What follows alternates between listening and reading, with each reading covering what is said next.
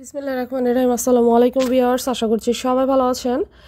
আজকে আমি আপনাদের মাঝে আরেকটি রান্না শেয়ার করব। আশা করছি আমার এই রান্নাটি আপনাদের অনেক ভালো লাগবে। তো এখানে আপনারা দেখতে পাচ্ছেন, প্রথমে একটি কড়াইতে আমি দিয়ে দিচ্ছি সয়াবিন তেল, আর সাথে এখানে দিয়ে দিচ্ছি পেঁয়াজ কুচি, মরিচ কুচি ও রসুন কুচি।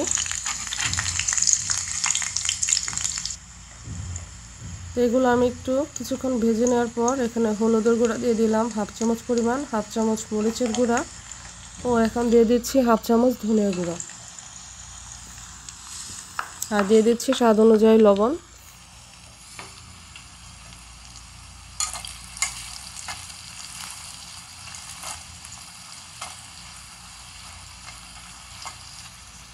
আর এখন দিয়ে দিচ্ছি পানি।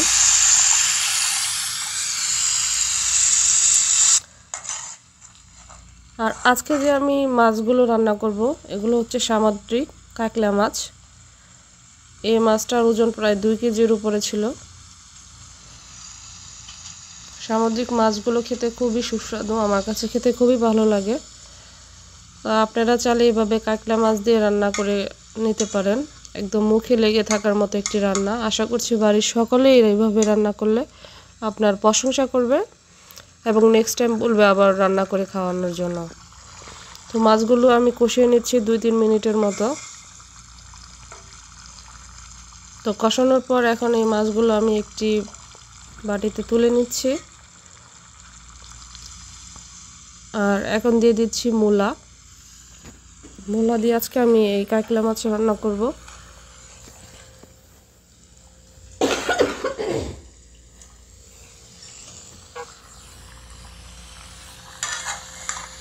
তো এই মশলার সাথে আমি মূলাগুলো ভালো করে উলট পালট করে মিশিয়ে নিচ্ছি। চুলার আঁচটা মিডিয়ামে রেখে আমি মূলাটা কিছুক্ষণ সময় সিদ্ধ করে নিব। তো এর জন্য এখন আমি একটি ঢাকনা দিয়ে ঢেকে দিচ্ছি 5 মিনিটের জন্য। তো 5 মিনিট দেখতে পাচ্ছেন পানিটা একদম শুকিয়ে গিয়েছে, আর এতে আমার মূলাগুলো অনেকটাই সিদ্ধ হয়ে গিয়েছে।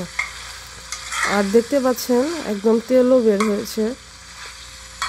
রান্নার ক্ষেত্রে একটু কষিয়ে নিলে রান্নাটা খেতে একটু টেস্ট হয় বেশি। ভালো করে কষিয়ে নিলে মশলার সাহায্যে রান্নাটা ভালো লাগে খেতে।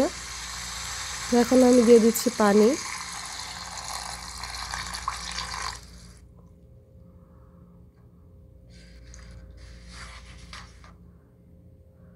আর এখন এই পর্যায়ে দিয়ে দিচ্ছি আমি যে মাছগুলো আমি কষিয়ে নিয়েছিলাম।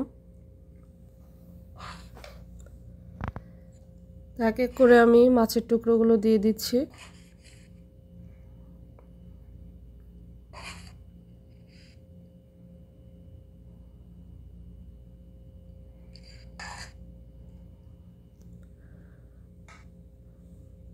তো এখন এই পর্যায়ে আমি এতে দিয়ে দিচ্ছি জিরে গুঁড়া, ভেজে রাখা জিরে গুঁড়া দিয়ে দিলাম। এটার কারণে এটা স্বাদটা আরও দ্বিগুণ করবে। তো এখন আমি আরও 5 মিনিটের মতো পুরো হাই হিটে এটি কুক করে নেব।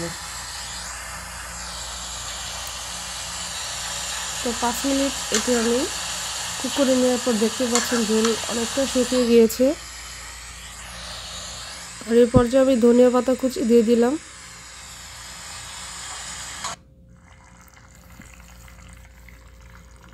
আর আমার রান্নাটা এখন একেবারে কমপ্লিট। তো দেখতে পাচ্ছেন আমার রান্নার ফাইনাল লুক। আশা করছি এভাবে যদি আপনি বাসায় রান্না করে খাওয়ান, বাসার সবাই আপনার প্রশংসা করবে।